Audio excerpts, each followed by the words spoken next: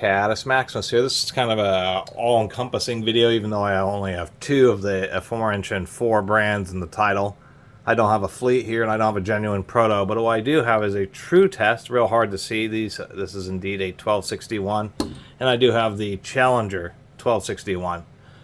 These are pretty early, 1970s. I think these were made. I mean, they were made, these swing Pawl style ratchets were made for a long time, and they're one of the most copied designs, but I think these happen to be from the 60s or 70s. We know that because they're using the double plate, and that just means that the ratchet handle is forged, and it's just simple machine through, and then they use two sets of plates on either side. Slightly more modern ones, I think in the 70s or the 80s is when Proto started forging it out and just machining the head, so you only had a single plate on the bottom. We can see that the Tru-Test is actually just a bit more elegant because it has more of a teardrop shape as opposed to this Challenger, which I think is just a little bit older and it has just a more bulbous shape. These were of course made under the Fleet brand and as well as named Proto, but I always thought that these Tru-Tests, or these, I think the Fleets are like this, were just a bit nicer. Just, you know, once again, just a little bit more elegant. In this case, on both of these ratchets, we can actually see how they're actually pretty well manufactured. Nice and even, pretty symmetrical grind there. Same on this. Nice and even. Really appreciate that. Seeing some ratchets where they're just terrible, just horribly lopsided. Anyway, anvils aren't super tight. These style ratchets always had pretty short anvils. They're long enough, but they're not particularly long. Meaning that sockets, sometimes these short anvils, this little detent doesn't quite fit down in the sockets. A lot of ratchets, it's just a little bit longer than this. Once again, the anvil's pretty good, pretty tight on this, or reasonably tight, I should say, on this Challenger. Bit more loose on this Tru-Test, and we'll see if I can't shim that up with a washer. Anyway, I'm just going to knock these apart. Before I mention that, I will say that the Challengers were just a little bit cheaper. I can feel that the finish here, it's a little bit more lopsided, where it's actually really nicely done. I should say the grinding of the forging flashing.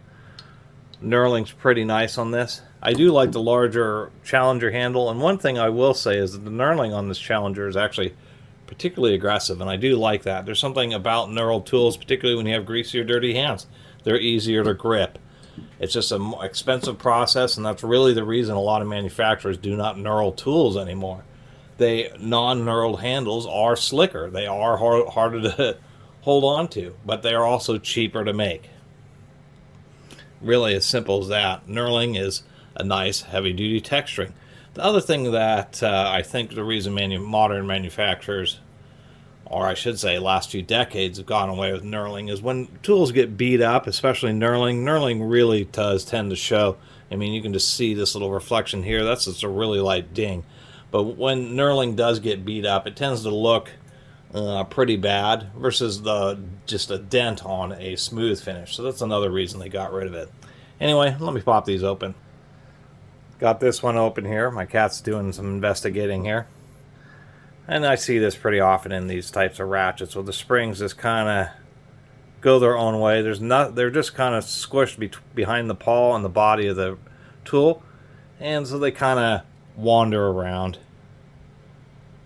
We can see the anvil on this Challenger is, I mean, it seems okay. It's just kind of interesting. It has kind of a silvered finish on it. Not exactly sure what's going on there. Kind of got to be careful with these because they want to fall apart pretty easily, because the plates on both sides want to fall off. Another thing to mention is the screws do protrude out from the top of the ratchet. They're kind of protected by the switch, but they are more likely to get beat up, so that's one issue. Another one is the fact that almost all the time it's just single tooth engagement with these pawls. As we can see on this one, this spring here has just basically crawled all the way up the ratchet. And of course, you can run into issues where the spring decides to completely fall off, and then as you're ratcheting, this really wants to fall apart. as you're ratcheting, the spring will get caught up between the wheel and the body of the ratchet and just getting torn up. A little bit more modern designs, they put just a little bit of a flat here or a little divot in the pawl just to help keep the spring in the appropriate location. Another thing about, I think these are slightly more recent, is the really much older, or I should say the ones like maybe from the 50s or even 60s had slot head screws, where these are Phillips on both of these. Anyway, internals are essentially identical. You'd be able to swap like the anvils between all these ratchets. That was just the whole purpose of this video, really. Got these back together. I wasn't able to find a washer to shim this up. Anyway, that was the purpose of this video, is just to document these older style swing pawl ratchets and talk about how the springs want to walk around and that kind of stuff. And, you know, there's some weird finishing, like they had machined that and then I guess they wanted to grind the end of it to make it a little bit nicer, but they kind of didn't do it super consistently. This is the cheapest pair head ratchet design. So, and Tru-Test, I should mention, is a true value house brand, you know, half a century ago. But these are just cheap, and I haven't actually kept any of the Proto swing pawl ratchets that I ever got.